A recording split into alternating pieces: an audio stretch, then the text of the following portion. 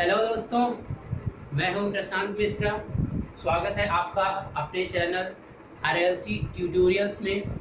जैसा कि मशीन की इट मीन्स सिंक्रोनस मशीन की जो 2 लेक्चर्स थी वो ऑलरेडी अपलोडेड हो चुकी हैं। तो आज का जो लेक्चर स्टार्ट होने वाला है, इससे पहले बस 1 मिनट जो पीछे का लेक्चर है उसको रिव्यू करते हैं। पिछले लेक्चर्स में हमने क्या कवर किया था, एक बेसिक्स थ्योरी हमने कवर किया था सिंक्रोनस मशीन के बारे में।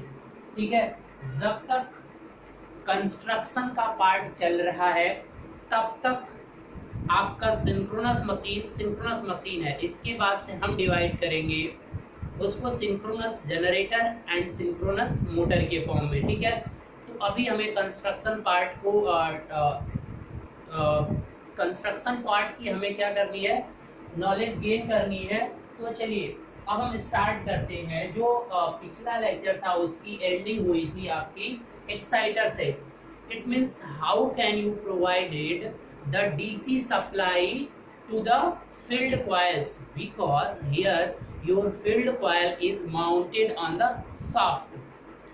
If you are using any DC source on the stator side and you will provide this DC to the rotor side, then you have to require a brushes.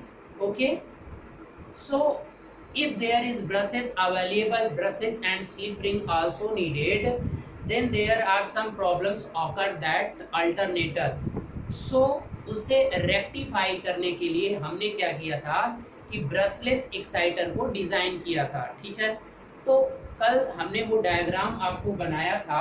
अगर ये brushless exciter जो है उसमें एक disadvantage आपको और देखने को मिला होगा कि जो सप्लाई थी आपकी रोटर को दी जा रही थी, यानी वो सप्लाई यानी पहले जब आउटपुट मिलेगा तभी तो इधर से एक्साइटर को दोगे। तो इसीलिए आपका जो लास्ट मेथड जो प्रेजेंट टाइम में यूज होता है, मैंने कल हिंट भी कर दिया था कि हम क्या करेंगे, एक पैरेलल एक्साइटर यूज करेंगे। तो देखिए ये जो आपका डायग्राम है ये यहाँ पर आपको डिफाइन कर देगा कि किस तरीके से पैरेलल का यूज करने से बेनिफिट क्या होगा। देखिए पहले यहाँ पर इस तरह से डायरेक्ट एसी यहाँ से डायरेक्ट एसी प्रोवाइड की जाती थी, और ये एसी, तो ये एसी आएगी कब, जरा सा इस तरह से जोर करिए माइंड पे कि जब ये फील्ड एक्साइटेड होगी तभी तो ये आएगा। तो अगर पहले ही यहाँ पे डीसी सप्लाई चाहिए तो कहाँ से लेकर आएंगे। तो इसी वजह से हम क्या करते हैं कि कोई भी डीसी सोर्स की जरूरत ही ना पड़े। Without requirement of any DC source, how can you build up a brushless exciter? That is possible with the help of which one?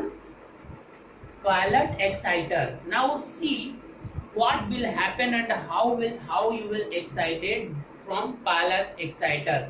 Okay, see this is your total up part. total आपका क्या है, ये सारा का सारा कहाँ पर mount होगा, सारा का सारा ये आपका रोटर के शाफ्ट पे माउंट किया जाएगा। और ये नीचे वाला हिस्सा जो इस लाइन के नीचे आप देख रहे हैं, ये सारा का सारा हिस्सा आपका स्टेटर पे माउंट किया जाता है। अब अगर ये सारी चीजें स्टेटर पे माउंट होंगी तो इसका मतलब ये सारी स्टेशनरी हैं और ये क्या कर रहा है, रोटेट कर रहा है, और ये सारी चीजें सिंक्रोनस स्पीड से रोटेट करेंगी। तो देखिए स्टार्टिंग में हो गया क्या, जैसे ही आप स्टार्ट करोगे यानी इसको क्या करिए कि इसको घुमाना शुरू करिए। तो रोटर को जैसे ही आप एक सिंक्रोनस स्पीड पे घुमाना शुरू करेंगे, चलिए हमने एक एग्जांपल के थ्रू ले लिया कि 1500 आरपीएम पर आप क्या कर रहे हैं, इसको मूव करा रहे हैं। तो जैसे ही आप मूव कराएंगे, ये एक परमानेंट मैग्नेट है छोटा सा, तो इस परमानेंट मैग्नेट की वजह से कुछ फ्लक्स यहाँ पर जनरेट होगा। तो जैसे ही इसकी वजह से फ्लक्स जनरेट होगा, अब ये फ्लक्स क्या करने लगा, मूव करने लगा 1500 आरपीएम से। तो जैसे ही ये फ्लक्स मूव करेगा, ये लिंक करेगा इस वाले पार्ट से इस कॉइल से, जो कि इसकी कॉइल्स हैं। अब ये कॉइल इसके घूमने से तुरंत यहाँ पर क्या हो जाएगा, तुरंत यहाँ पर क्या होगा, एक इंड्यूस्ड ईएमएफ जनरेट होगा। ये भी 3 फेज वाइंडिंग होगी। ठीक है, जहाँ पे आर्मेचर लिखा होगा मतलब वो 3 वाइंडिंग उसकी 3 फेज टाइप की होगी। और जहां पर इस तरह का कॉइल देखेंगे वो आपका कंसंट्रेटेड वाइंडिंग होगा। अब ये पूरा डिस्ट्रीब्यूटेड वाइंडिंग होगी, जिस तरीके से भी आप बनाते हैं, जिस तरह से ये मेन वाइंडिंग जिस तरीके से की जाती है, जहां भी आर्मेचर रिलेटेड आ जाएगा उसकी वाइंडिंग बस डिफरेंट तरीके से होगी। तो नेक्स्ट में जैसे ही यहाँ पर आएगा एसी, अब वो ये रेक्टिफायर तुरंत उसको डीसी में कन्वर्ट करेगा और इसमें क्या करंट फ्लो होगी, इसमें डीसी करंट फ्लो हो जाएगी। इसमें क्या होगा, एक डीसी करंट फ्लो होगी। इस करंट की फ्लो होने की वजह से अब देखिए, क्योंकि ये रोटेट कर रहा है, अब कंडक्टर, ये कंडक्टर्स कहाँ पे हैं, ये जो बाइंडिंग है ये फिर किस पे है, शाफ्ट पे है, और ये रोटेट कर रहा है ना बेटा। अब ये फ्लक्स फिर इससे लिंक करेगा, ठीक है। ये फ्लक्स दोनों के बीच में रिलेटिव मोशन देखिए किस तरह से, यहाँ थोड़ी सी एनर्जी थी, थोड़ा सा फ्लक्स था, जिसकी वजह से थ्री फेज में इंड्यूस्ड हुआ, उसकी वजह से कुछ ये बढ़ गया, ये करंट बहुत बढ़ गई। अब ये करंट फिर यहाँ पर देगी, बहुत ज्यादा हो जाएगा, ठीक है। यानी छोटा सा मैग्नेट, यानी किस तरह से पावर को इनहैंस करता जा रहा है, देखते जाइए। अब जैसे ही ये करंट आएगी, ये फ्लक्स यहाँ भी जनरेट होगा। अब ये फ्लक्स जो होगा फिर इससे लिंक करेगा, क्योंकि फ्लक्स ये स्थिर है, ये रोटेट कर रहा है, दोनों में से कोई एक रोटेट तो करना चाहिए ना, हो रहा है। तो इसमें क्या हो जाएगा, इंड्यूस्ड ईएमएफ जनरेट होगा। जैसे ही इसमें इंड्यूस्ड ईएमएफ जनरेट होगा, तो जो भी इंड्यूस्ड ईएमएफ जनरेट होता है वो आपका क्या होता है, एसी होता है नेचर। तो फिर उसे हम क्या करेंगे, उसी पे माउंट, फिट मतलब शाफ्ट पे ही माउंट होगा थ्री फेज रेक्टिफायर। वो फिर क्या करेगा, उस एसी को किसमें कर देगा, डीसी में। अब ये डीसी की वैल्यू बहुत ज्यादा होगी, यानी जितना हमें रिक्वायरमेंट होगा उतना मिल जाएगा, बात आई समझ में।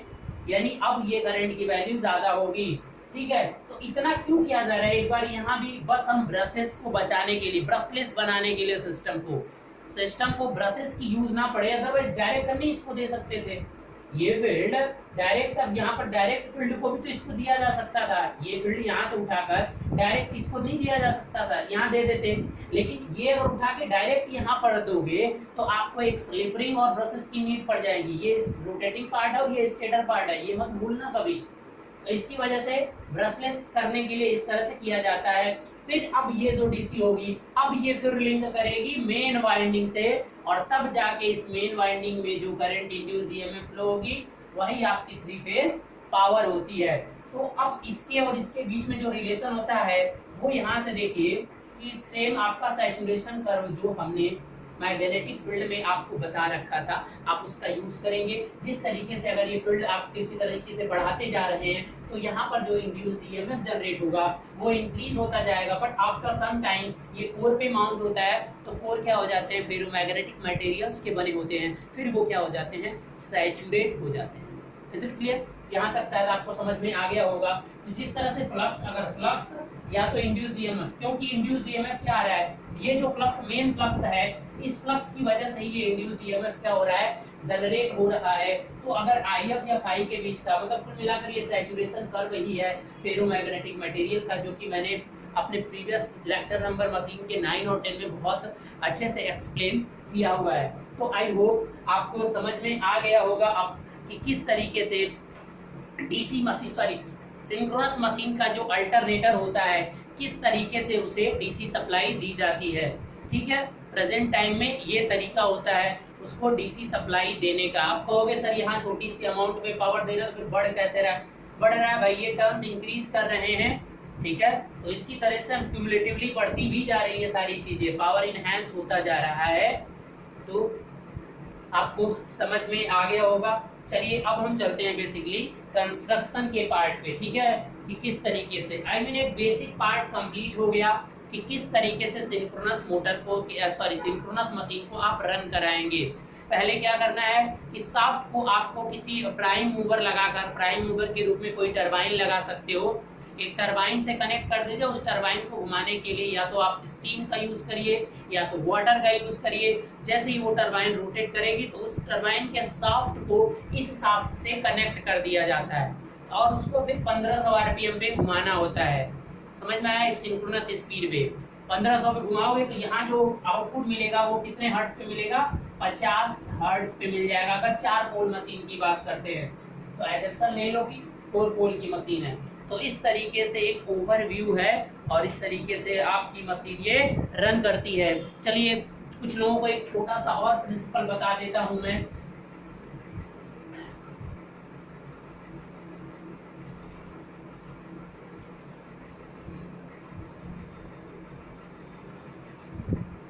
सिंपल सा बेसिक ओवरव्यू जो अब तक की 2 लेक्चर्स में हुआ है वो सिंपल मैं बता रहा हूँ। देखिए यहाँ से एक क्या होगी आपकी टरबाइन लीजिएगा। जो बेसिक पावर सिस्टम में होता क्या है, तो टरबाइन से ये सॉफ्ट है, टरबाइन का सॉफ्ट है, बात आई समझ में। चलिए मैं कुछ इस तरह से, ये टरबाइन है। अब इस टरबाइन को चलाने के लिए आप जो मर्जी वो यूज करिए, विंड यूज करिए, ये आपकी चॉइस है, ठीक है। लेकिन विंड यूज करोगे तो सिंक्रोनस जनरेटर वहां नहीं लग पाएगा, तो बीच में कोई मैकेनिज्म करना पड़ेगा। ये सब चीजें थोड़ा सा समझ जाइएगा। और या तो आप क्या करिए, सोलर यूज करिए। तो सोलर से देखिए टरबाइन से रिन्यूएबल एनर्जी को छोड़ दीजिए, जो बेसिकली पावर प्लांट्स यूज करते हो उसे आप देख लीजिए। जो पावर प्लांट्स होते हैं मैक्सिमम क्या होता है, हाइड्रो, ठीक है, आपका स्टीम, न्यूक्लियर, किसी भी सोर्स को यहाँ से ये सारी एनर्जी आप यहाँ पर टरबाइन से दीजिए। ये सारा जो भी है तो इसको यहाँ पर प्रोवाइड कराइए। तो जिसकी वजह से टरबाइन मूव करेगा, टरबाइन मूव करेगा तो ये जो इसका शाफ्ट है, ये शाफ्ट भी मूव करेगा और यही शाफ्ट कनेक्ट कर दिया जाएगा किससे, आपका जनरेटर का ये जो शाफ्ट वाला पार्ट होगा, इससे जाकर क्या हो जाएगा, कनेक्ट हो जाएगा। अब इसके चारों ओर ये क्या होगा, ये आपका रोटर होगा जो शाफ्ट के ऊपर माउंट किया जाएगा। कुछ इस तरह से आप फिगर समझ लीजिए, ये शाफ्ट है, इसके ऊपर माउंट किया जाएगा ये किस तरह से, फील्ड कॉइल्स को समझ रहे हैं। इसके ऊपर क्या होगा, ये फील्ड कॉइल्स माउंट की जाएगी, बीच में थोड़ा सा एयर गैप होगा और फिर उसके बाद क्या किया जाएगा, बाकी के कॉइल्स को माउंट किया जाएगा इधर, समझ रहे हैं आप। ये आपका स्टेटर पार्ट है, कुछ इस तरीके से ओवरव्यू डायग्राम आप दे सकते हो। ये आपका, और ये आपका पूरा किसी पार्ट से फिक्स होता है, बात आई समझ में। ये क्या होता है कि इधर ये स्टेशनरी पार्ट है, ये आपका क्या है, आर्मेचर कंडक्टर्स।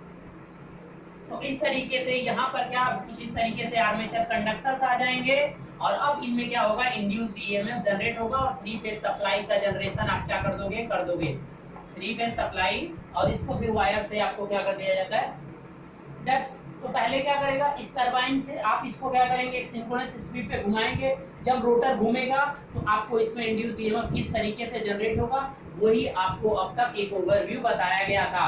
किस तरीके से इसको डीसी सप्लाई दोगे और क्या क्या करोगे, सारी की सारी एक ओवरव्यू मैंने बता दिया था। आई होप आपको सारी चीजें समझ में आ गई होंगी। अब चलिए पूरा का पूरा कंस्ट्रक्शन समझने की कोशिश करते हैं। तो कंस्ट्रक्शन के पार्ट पर आने से पहले सिंपल, जब भी कोई कंस्ट्रक्शन की बात करता है तो सबसे पहले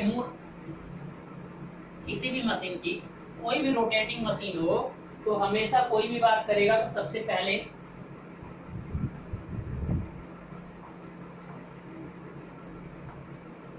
देखिए, कोई भी मशीन आपके पास हो तो सबसे पहले उसे क्या करते हैं लोग, 2 पार्ट में डिवाइड करते हैं। पहला क्या होता है आपका रोटर और दूसरा क्या होता है स्टेटर। तो ये सब भी बता चुका हूं। तो चलिए पहले हम बात करते हैं कि कंस्ट्रक्शन ऑफ रोटर की। स्टेटर की बात में देखते हैं तो पहला पॉइंट देखते हैं, कंस्ट्रक्शन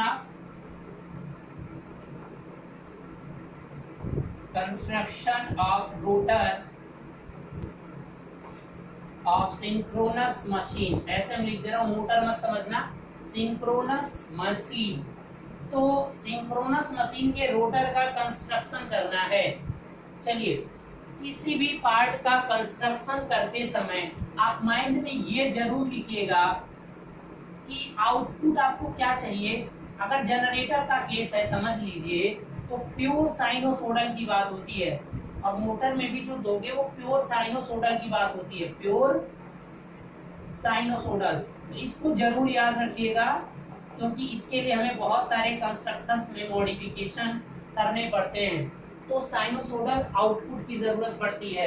अगर मोटर है तो इनपुट से प्योर साइनोसोडल दिया जाता है।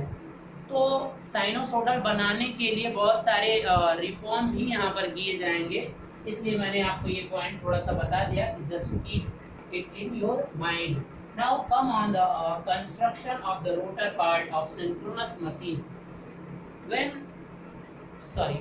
Before going to start the construction of the rotor, I want to first discuss there are 2 types of rotors available for this machine.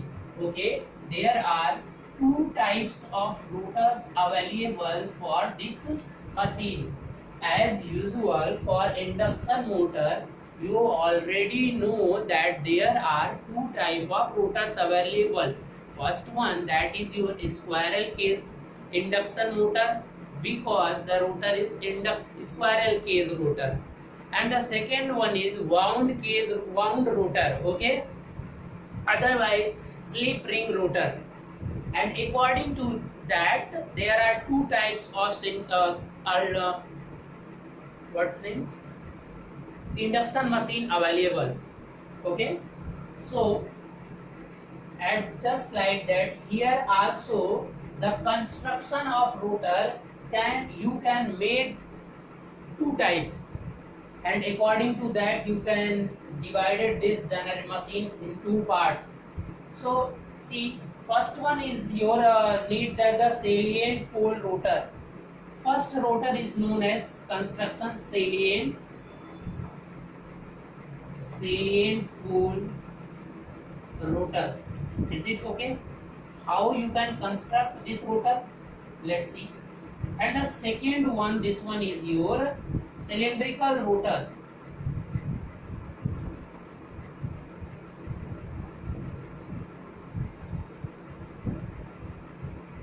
Cylindrical rotor. तो इन दोनों रोटर्स को किस तरह से कंस्ट्रक्ट करोगे, वही हम देखने की क्या करते हैं, कोशिश करते हैं। तो चलिए बारी बारी से एक एक के कंस्ट्रक्शंस को हम देखते हैं, ठीक है। रोटर पर होता क्या है भाई, कंस्ट्रक्शन से पहले आपके माइंड में ये तो फीड हो चुका है ना कि रोटर पर बनाना क्या होता है।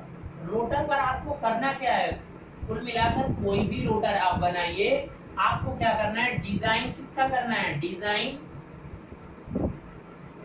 Design of field coil. क्योंकि फील्ड कॉइल जो होती है वही आपके सिंक्रोनस मशीन के रोटर पर होती है। तो कुल मिलाकर फील्ड कॉइल ही बनाना है, मतलब मैग्नेट ही बनाना है। Is it clear?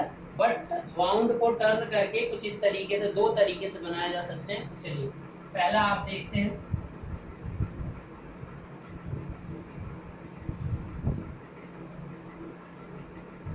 देखिए पहला आपका salient pole rotor.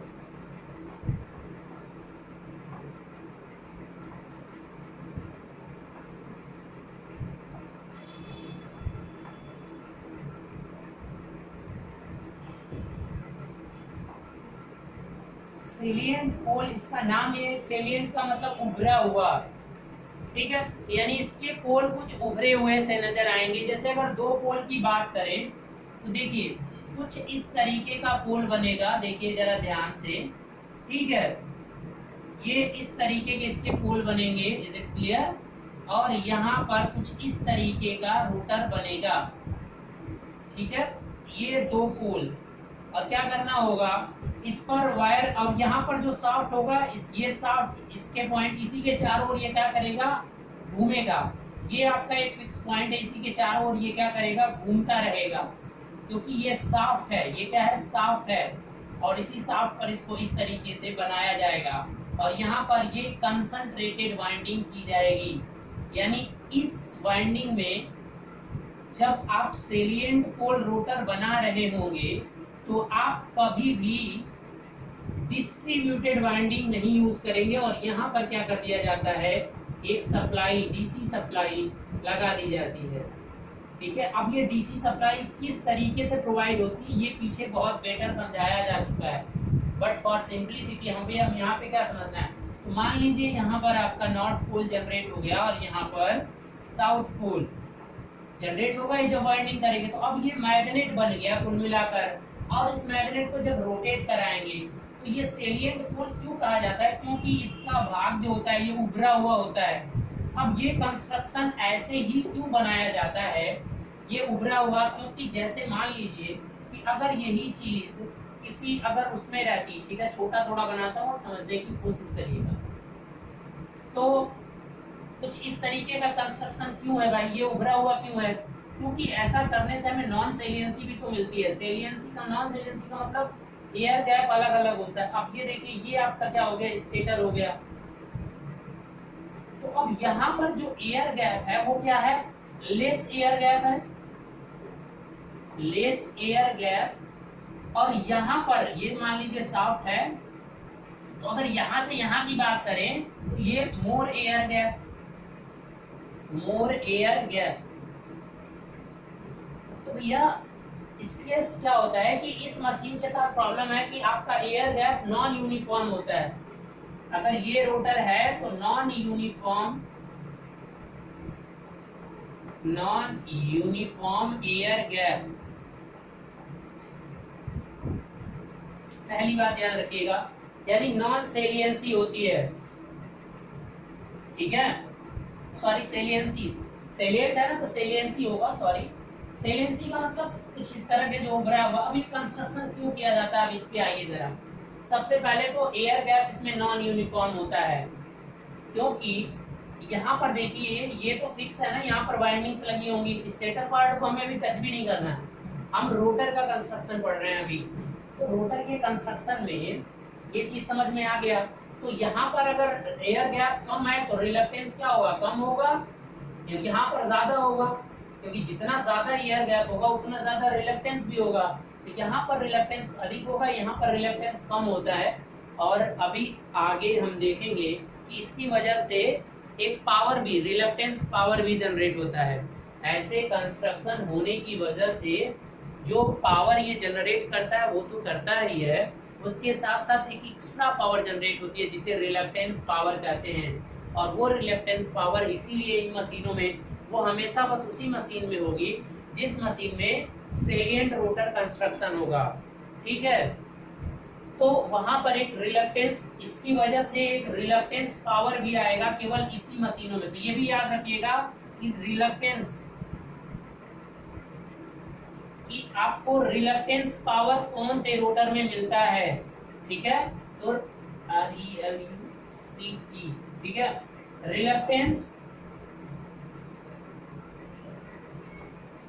Reluctance power भी आपका इसमें मिलता है। तो दूसरा पॉइंट ये हो गया, ठीक है।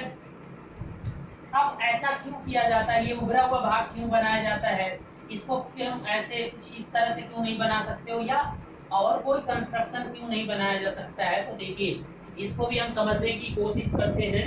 अब चलिए मान लीजिए कि एक डायग्राम मैंने बनाया और कुछ इस तरीके का रोटर बना दिया, ठीक है, इस तरीके का, और यहाँ पर मैंने टर्न क्या कर दिया, वाउंड कर दिया।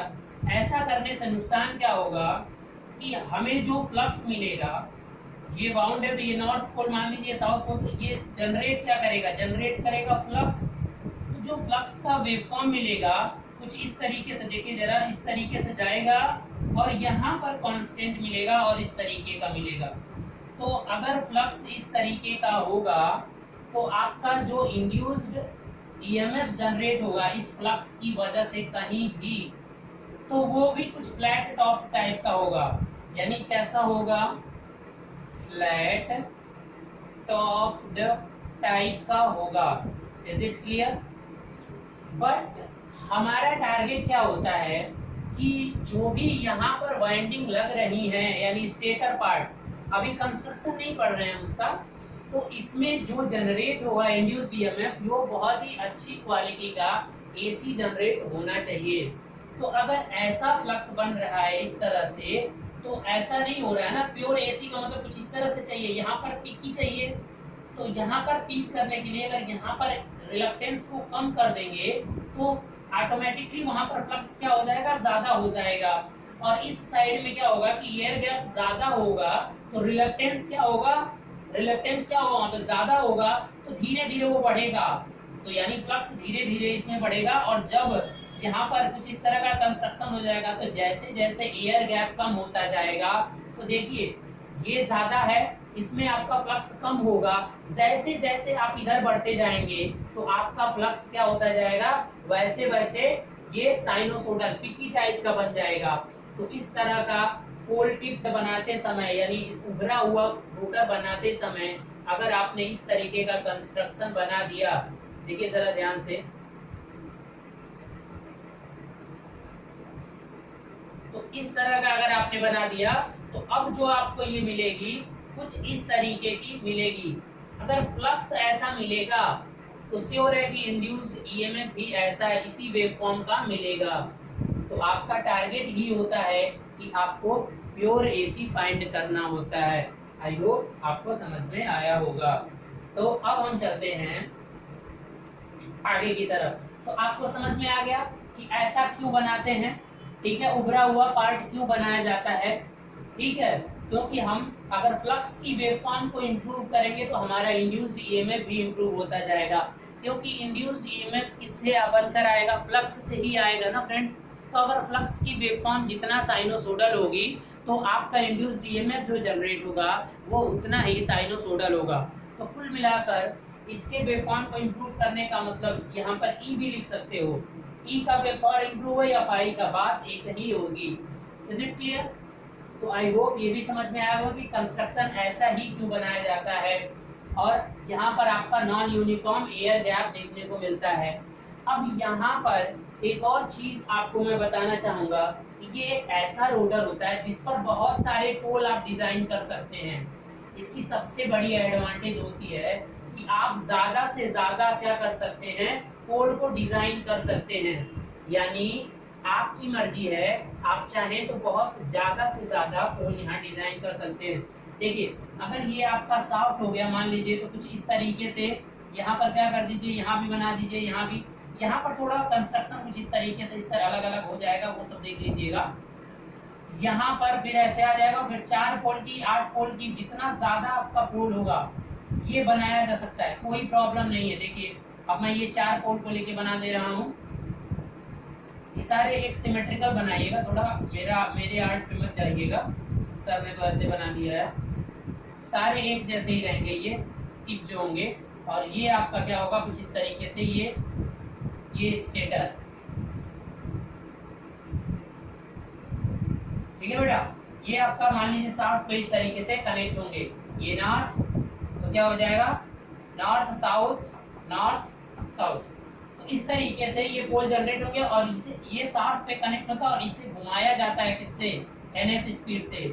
तो एयर गैप नॉन यूनिफॉर्म होने की वजह से जो फ्लक्स जनरेट होगा वो प्योर साइनोसोडल होगा, अदरवाइज फ्लैट टॉप्ड होता। अभी इतना ही नहीं, प्योर साइनोसोडल इतने से, अभी और भी बहुत सारे जो बचे कुछ होंगे वो कुछ और भी रूल्स यूज करेंगे प्योर साइनोसोडल बनाने। ऐसा नहीं है कि आपने केवल इसे पीकी बना दिया तो आपको प्योर साइनोसोडल मिल जाएगी, नहीं, इम्प्रूवमेंट होगा, दैट इज ओके, बट आप जितना चाहते हो उतना नहीं होगा। और भी मेथड्स हैं जो हम आगे यूज करेंगे जब स्टेटर की कंस्ट्रक्शन देखेंगे, तो बाकी जो बचेगा वो स्टेटर में देख लेंगे। तो इस तरीके से जो भी रोटर कहता है इट कैन बी मतलब इट का मतलब क्या है, salient pole rotor. It can be make high number of poles, मतलब बहुत ज्यादा पोल्स के लिए इसे बनाया जा सकता है, कोई प्रॉब्लम नहीं है। और दूसरी बात कि इसका रेडियस क्या होता है, बहुत ज्यादा होता है, मोर रेडियस दिख ही रहा है आपको, क्योंकि ये उभरा हुआ भाग होता है तो ये रेडियस ज्यादा लेगा, ठीक है ना। तो मोर रेडियस एंड आपका शॉर्ट एक्सियल लेंथ अब ये क्या होता है मैं समझाता हूं अभी। देखो क्रॉस सेक्शन व्यू बताइए, ये आपका क्या हो गया, शाफ्ट हो गया भैया। अब इसके ऊपर अगर इस तरह का रोटर माउंट किया जाएगा तो ये जो देख रहे हो ना, ये वाला चीज आपका क्या हो जाएगा, बहुत ज्यादा होगा। मतलब ये पूरा यहाँ से यहाँ तक, जो इसी को तो डायामीटर बोल रहे हो ना, रेडियस बोलो या डायामीटर बोलो, वो ज्यादा हो जाएगा, यही तो रेडियस है ना इसका। तो ये ज्यादा होता है इसके रिस्पेक्ट में। अगर आप सिलेंड्रिकल के रिस्पेक्ट में बात करते हैं तो ये जो आपका रोटर, ये रोटर ही है, तो ये आपका ज्यादा होगा। और ये जो एक्सियल लेंथ का मतलब यहाँ से यहाँ तक, ये आपकी एक्सियल लेंथ हो गई, तो ये आपको कम होती है और ये ज्यादा देखने को मिलेगा। मतलब क्या है कि अगर आपका एक रोटर है तो कुछ इस तरह का ज्यादा इस तरह से निकले, मतलब रेडियस डायमीटर ज्यादा होगा और जो लेंथ होगी ना वो कुछ इतनी सी ही होगी। बात आ रही समझ में? चलिए, तो आई होप आपको समझ में आ रहा होगा। कोई चीज यहाँ पर वैसी है नहीं, वरना मैं दिखा देता, ठीक है। तो यही है आपका एक्सियल लेंथ, यही आपका क्या है एक्सियल लेंथ। तो इसमें आपका मोर रेडियस क्यों उभरे हुआ बनाने की वजह से, और सब में क्या रहेगी वाइंडिंग रहेगी, सब में वाइंडिंग की जाएगी, समझ में आ रहा है, पूरे में सब में क्या रहेगी वाइंडिंग रहती है। और ये जो वाइंडिंग होती है यहाँ पर ये भी चीज रखना कि आपके इस पोल का जो रोटर जो पोल्स होते हैं, पोल्स जो वाइंडिंग होती है यहाँ पर कैसी होती है, कंसंट्रेटेड वाइंडिंग होती है, कंसंट्रेटेड वाइंडिंग, ठीक है, डिस्ट्रीब्यूटेड वाइंडिंग नहीं होती है। सिंपल सा लपेटते जाइए ऊपर, उसी के ऊपर लपेटते जाइए, कोई रूल रेगुलेशन इतना फॉलो नहीं करना होता। But when you are making a distributed winding then you have perform many rules okay and regulations. तो वो हम देखेंगे स्टेटर पार्ट में या अभी इसी के दूसरे वाले पार्ट में भी देखेंगे। तो ये चीजें आप याद रखिएगा कि जब भी आप सेलिएंट पोल का वाइंडिंग बनाएंगे रोटर का तो वो कंसंट्रेटेड वाइंडिंग होता है, ठीक है। अब यहाँ पर और भी कुछ पॉइंट्स आपको देखने हैं, वो पॉइंट्स यहाँ पर क्या है, अब देखिए ये सेंटर पे इसके क्या है लिस्ट एयर गैप है, क्यों है ये तो पॉइंट क्लियर हो चुका है। नेक्स्ट पॉइंट है क्यों होता है ये, क्योंकि फ्लक्स को मोर साइनोसोडल बनाने के लिए। अब यहाँ पर पॉइंट ये आता है, चलिए हाँ ज्यादा है, ये आपका हाई नंबर ऑफ पोल्स बनता है। अब जरा एक बार देखिए NS इज इक्वल टू क्या होती है 120F डिवाइडेड बाई होता है ना। अब अगर पोल ज्यादा से ज्यादा बनेगा, अगर पोल बहुत ज्यादा बना सकते हो तो ये क्या हो जाएगा, अगर कांस्टेंट फ्रीक्वेंसी पे है तो क्या हो जाएगा NS इनडायरेक्टली प्रोपोर्शनल होता है पोल के, तो पोल ज्यादा बनेगा, मतलब यह मोटर जो भी होता है ये यूज फॉर किसके लिए होता है, लो NS। इसकी जो स्पीड होती है इसकी लो होती है, यानी इसकी स्पीड हाई नहीं होती है, तो इसीलिए इसको घूमते समय स्पीड भी तो लो रखना है, क्योंकि ज्यादा पोल आप कर रहे हो तो पोल बढ़ गए तो आप स्पीड को क्या करिए, अगर फ्रीक्वेंसी कांस्टेंट रखें तो स्पीड को आप क्या कर दीजिए डिक्रीज कर दीजिए, और स्पीड डिक्रीज होगा तो ऐसा नहीं कोई भी वैल्यू नहीं ले लेगा, बाकायदा सिंक्रोनस स्पीड ही रहेगी। Is it clear. चलिए अब ये पार्ट तो आपका हो गया। अब देखिए अब ये क्या है, bidirectional rotating machine can be salient pole machine. तो बाई डायरेक्शनल का मतलब क्या है कि ये दोनों तरफ से बाई डायरेक्शनल फेडेड होता है। इस पॉइंट को तो लेफ्ट करिए, कोई मतलब नहीं है। तो जितने क्वेश्चन पूछे जाते थे वो मैंने आपको बता दिया कि कौन से क्वेश्चन ये आता है ना बेटा कि कौन सा रोटर हाई स्पीड पे यूज होता है और कौन सा रोटर लो स्पीड पे होता है। तो जिसमें नंबर ऑफ पोल्स ज्यादा बना सकते हो आप वो आपका लो में यूज होगा, और जिसमें आपका कम होगा वो ज्यादा में होगा। तो मैं इसकी कंस्ट्रक्शंस की बात बता देता हूँ कि ये low speed and medium speed पे काम करता है, अभी आपने देख लिया। तो so low speed and medium speed, is it clear. इस पे आपका ये वर्क कर सकता है, यानी स्पीड इसकी हमेशा मैक्सिमम जो प्रेफरेंस वैल्यू होता है वो 1200 और इससे लेस, ये कोई अप्रॉक्स नहीं है, किसी किसी बुक में अलग भी मिलेगा डेटा। 1200 आरपीएम या इससे क्या रहेगा हमेशा लेस रहेगी इसकी स्पीड, अगर इस टाइप का रोटर आप कंस्ट्रक्ट करोगे तो, ठीक है। अब दूसरी बात कि fan design is not important, इसके लिए फैन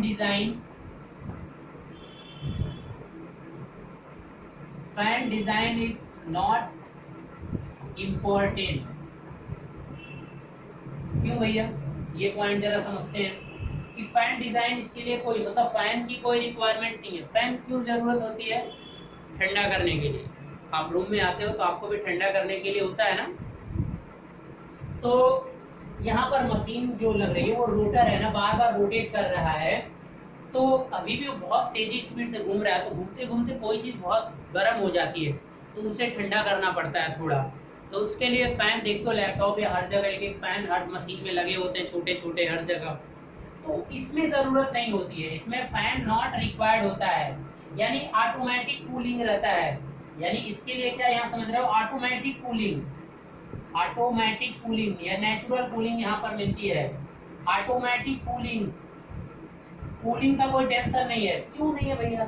क्योंकि एयर गैप नॉन यूनिफॉर्म है, तो ऑलरेडी एयर गैप ही क्या करता है, कूलिंग को मेंटेन कर लेता है। ठीक है, एयर गैप कहीं ज्यादा कहीं कम, तो वो ऑलरेडी हीट को क्या कर लेता है, मेंटेन कर लेता है। ठीक है, तो इतनी सारे पॉइंट्स हैं जो कि यहाँ से आते हैं। आपका नेचुरल एयर फ्लो करता है यहाँ पर, नेचुरल एयर फ्लो मतलब यहाँ पर लिख लेना एक पॉइंट, नेचुरल एयर फ्लो। ठीक है, लेकिन अभी ये सारे के सारी चीजें अपोजिट हो जाएंगी जैसे ही हम किस पे चलेंगे, सिलेंड्रिकल पोल पे चलेंगे। ठीक है, तो चलिए यहाँ पर कोई चीजें अब बची नहीं है। ठीक है, तो शायद सारे पॉइंट को मैंने कवर कर ही लिए, अब कोई पॉइंट्स यहाँ पर नहीं है। तो अब हम चलते हैं आपका नेक्स्ट रोटर पे। नेक्स्ट रोटर कौन से टाइप का होता है, सेलिएंट। इस तरीके से कितना टाइम हुआ, चलिए देखते हैं।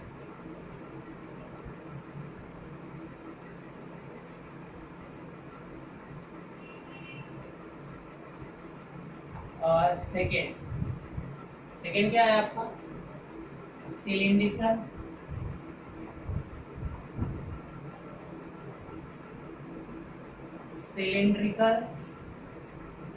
रोटर। चलिए, अगर सिलिंड्रिकल रोटर की बात करें या सिलिंड्रिकल टाइप रोटर कर लीजिए, कोई फर्क नहीं पड़ता। तो ये कैसे बनेगा, देखिए अब इस पर उभरा हुआ पोल नहीं रहता है, ये आपका शाफ्ट हो गया, इसके चारों ओर इस तरह से क्या रहेगा, ये रोटर है। अब इसमें स्लॉट काटे जाएंगे। तो स्लॉट की कटिंग कैसे होती है भाई, देखो स्लॉट कट करना है तो कुछ इस तरह का कंस्ट्रक्शन बनाइए, और अब इसमें क्या करिए, स्लॉट की कटिंग करिए। मतलब अब यहाँ से देखिए मैं बना रहा हूँ, आप बना लीजिएगा कुछ इस तरीके का।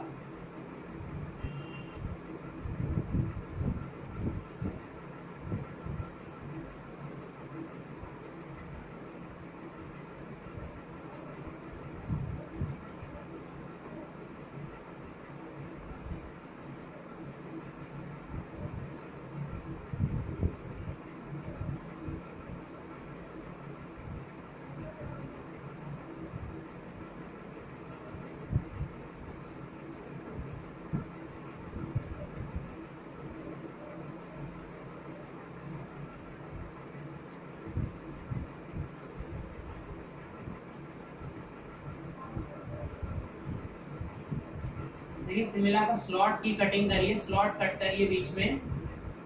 अब जिस तरह से आप मैन्युफैक्चरिंग करते हैं कर लीजिए, बनाते हैं, तो इतना डिफिकल्ट डायग्राम नहीं है।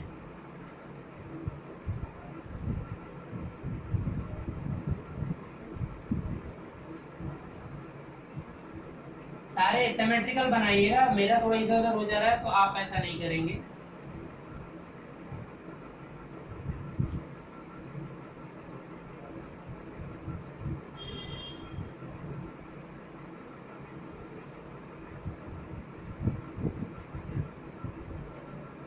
देखिए इस तरह से स्लॉट कटिंग किए जाते हैं। ठीक है, और स्लॉट आपका 3 के मल्टीपल्स में होने चाहिए, यानी जिस तरीके से स्टेटर, अभी इसको स्टेटर पे बनाऊंगा, जिस तरीके से स्टेटर की वाइंडिंग की जाती है सेम वैसी ही वाइंडिंग यहाँ पर की जाएगी, इतना याद रखिएगा। तो इसका कुछ पार्ट अगर बचता है तो वो आपका कवर हो जाएगा रोटर वाले पार्ट में। ठीक है, क्योंकि अभी टाइम है नहीं। अब इसमें क्या किए जाएंगे, कंडक्टर्स भरे जाएंगे इन स्लॉट्स में, बात आई। अब वो कंस्ट्रक्शन भरने का क्या होगा, ऐसे नहीं, रूल्स रेगुलेशन होंगे कुछ, ठीक है ना। अब वो रूल रेगुलेशन क्या होगा वो हम यहाँ पर नहीं देखेंगे, रोटर वाला जब पढ़ेंगे तो वहीं पर रूल रेगुलेशन एक ही बार देख लेंगे। तो यहाँ पर सेम कंस्ट्रक्शन उसी तरह से होता है जिस तरीके से स्टेटर पर होता है, सेम वाइंडिंग। तो ये थोड़ा डिफिकल्ट भी होता है प्रीवियस के रिस्पेक्ट में अगर बात करें, लेकिन यहाँ पर क्या होता है, सबसे पहला पॉइंट जो यहाँ निकल कर आता है, लेस पोल। ये डिजाइन किसके लिए किया जा सकता है, लेस पोल के लिए डिजाइन होता है। नंबर ऑफ पोल्स क्या होता है, लेस होता है। तो अगर नंबर ऑफ पोल्स लेस हो गया तो NS प्रोपोर्शनल टू होता है 1/P के। अगर ये लेस है तो क्या होगा, तो अब तीसरा पॉइंट यहाँ से ये दूसरा एक निकल के आया, यूज्ड फॉर हाई स्पीड। ठीक है, यूज्ड फॉर हाई स्पीड। तो ये चीज जरूर याद रखिएगा कि हाई स्पीड, और उस हाई स्पीड का मतलब 1200 RPM या एबव, इससे एबव पे इसको क्या किया जाता है, यूज किया जाता है, यानी run at very high speed, ठीक है ना, फॉर हाई स्पीड आपका हो ही गया। और जो वाइंडिंग होती है, तीसरा पॉइंट यहाँ से क्वेश्चन आता है, जो वाइंडिंग होती है इसकी वो आपकी क्या होती है, डिस्ट्रीब्यूटेड वाइंडिंग होती है। Is it clear? यहाँ पर जो वाइंडिंग, अब डिस्ट्रीब्यूटेड वाइंडिंग कैसे की जाती है ये मैं स्टेटर वाले पार्ट पे एक्सप्लेन कर दूंगा, यहाँ पर रिक्वायर्ड नहीं है। Is it clear?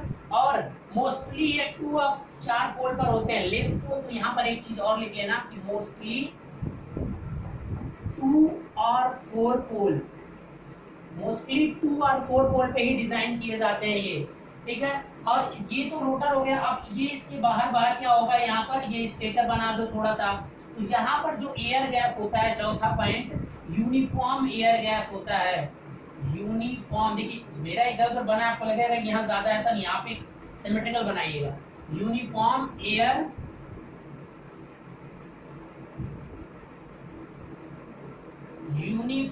Air gap आपको इसमें मिलता है, ठीक है। इसलिए यहाँ पर कोई रिलक्टेंस पावर देखने को नहीं मिलती है। और टर्बो जनरेटर रनिंग नॉर्मल 3600 पे करते हैं। अगर टर्बो जनरेटर इसी की कैटेगरी में आते हैं तो वो भी देख लेना, कभी कभी क्वेश्चन आया हुआ है टर्बो जनरेटर। तो टर्बो जनरेटर की जो स्पीड होती है वो रनिंग 3600 आरपीएम, ठीक है। Is it clear? या तो कभी कभी 1800 या ऑब्लिक क्या करके 1800 आरपीएम, ठीक है। अब अगर हम बात करें तो नॉर्मली यहाँ पर एक और 0.5 कर देना, टाइम कितना वो चलिए है अभी। उसमें क्या था कि डायामीटर क्या था, अधिक था। डायामीटर क्या होता है इसमें, लेस होता है। बट एक्सियल लेंथ तो समझ गए ना आप, एक्सियल LENGTH लेंथ क्या होती है, मोर होती है, यानी सेम उसका अपोजिट होता है। यहाँ पर डायमीटर लेस होगी और आपका एक्सियल जो होगा। और यहाँ पर आपको क्या चाहिए कि फोर्स कूलिंग की रिक्वायरमेंट होती है, फोर्स कूलिंग की रिक्वायरमेंट होगी। इसको अलग से यानी फैन का एडजस्टमेंट करना पड़ेगा। फोर्स कूलिंग का मतलब फैन का यहाँ पे जो डिजाइन होगा ना वो बहुत जरूरी होता है, ठीक है। और ये जो डायमीटर्स होते हैं लगभग 1 मीटर के अराउंड है। मैं एक एक डेटा कलेक्ट करता हूँ क्योंकि छोटे छोटे एग्जामिनेशन में पूछ लेता है कि कितना तक होता है। तो ये डायमीटर जो होता है 1 मीटर के अराउंड में होता है। Is it clear? और fan designing important, force cooling होती है, so fan design is important. इसके लिए क्या होता है, वरना बहुत गर्म हो जाते हैं, ठीक है। तो यहाँ पर बहुत इंपॉर्टेंट होता है फैन को डिजाइन, अच्छे से फैन डिजाइन करना पड़ता है, एक फैन लगाना पड़ता है वहां पर जो कि उसे हमेशा क्या रखे, ठंडा रखे, ठीक है। साथ में यहाँ पर एक फायदा भी होता है कि यहाँ लेस नॉइज होती है, लेस नॉइज यहाँ पर क्या होती है, बहुत कम होती है। तो बहुत सारी चीजें हैं, आप इसको देख लीजिएगा, ठीक है। और अगर वाटर टरबाइन है, वैसे अगर देखिए स्टीम टरबाइन ड्राइव होती है अल्टरनेटर, वैसे यहाँ पर क्या होती है, स्टीम टरबाइन यूज होगी। अगर कौन सा है, स्टीम टरबाइन यूज करोगे जब आप थर्मल पावर प्लांट यूज कर रहे हो। थर्मल पावर प्लांट में अगर ये वाला अल्टरनेटर है तो वहां पर क्या होगा, स्टीम टरबाइन को यूज किया जाएगा क्योंकि यही हाई स्पीड पे रन करेगी, तभी तो ये हाई स्पीड पे रन करेगा। अगर हाइड्रो है तो उस कंडीशन में पेल्टन व्हील टरबाइन, ठीक है। तो स्टीम टरबाइन आपकी यूज होगी आपकी थर्मल में, और यहाँ पर पेल्टन व्हील टरबाइन यूज होता है अगर हाइड्रो वाले में ये लगा हुआ है तो इस तरीके से ये सारे। अब किस तरीके से यहाँ पर साइनोसोडल बनाने के लिए ही इसकी वाइंडिंग क्या होती है, डिस्ट्रीब्यूटेड वाइंडिंग की जाती है। अब ये डिस्ट्रीब्यूटेड वाइंडिंग में ही ऐसे रूल्स होते हैं किस तरीके से इसका जो फ्लक्स बनेगा वो साइनोसोडल बनेगा। ये सारी चीजें हम देखेंगे कि डिस्ट्रीब्यूशन फैक्टर आएगा, पिच फैक्टर आएगा, तो वो यहाँ भी किया जाएगा। ये बात याद रखना, मतलब जो भी डिस्ट्रीब्यूटेड का कंस्ट्रक्शन में रोटर के कंस्ट्रक्शन में बताऊंगा तो वो सिलिंड्रिकल रोटर के लिए भी सत्य होगा। सेम वैसे बाइंडिंग यहाँ भी की जाएगी, तो ये बात आप याद रखिएगा। तो अब हम रोटर कंस्ट्रक्शन देखेंगे, ठीक है गाइस। चलिए तो आई ठीक है, समझ में आ गया। तो ये रहा रोटर के कंस्ट्रक्शंस के बारे में कि आपका सिंक्रोनस मशीन के दो तरह के रोटर के कंस्ट्रक्शन बनाए जाते हैं, सेलिएंट पोल या तो आप क्या होता है सिलेंड्रिकल पोल रोटर्स होंगे। दोनों में क्या क्या है, किसको हाई स्पीड पे, किसको लो स्पीड पे, किसका डायमीटर अधिक होता है, किसका क्या होता है, दोनों को एक कंपैरिजन आप समझ लीजिएगा, क्योंकि क्वेश्चंस बहुत आते हैं, छोटे छोटे ही आते हैं। अब इसमें जो डिस्ट्रीब्यूटेड वाइंडिंग की जाती है वो कैसे की जाती है ये हम देखेंगे कल के लेक्चर में। तो अभी के लिए इतना ही, थैंक यू। आप वीडियो को प्लीज ज्यादा से ज्यादा लाइक करते रहिए, और एटलीस्ट वीडियो पसंद आ रही है तो आप जरूर शेयर करते रहिए। और अगर आपको कहीं पे प्रॉब्लम लग रही है, जो नहीं समझ में आ रहा है या कोई एडवाइसेस है, तो आप हमें कमेंट कर सकते हैं। Okay guys, thank you.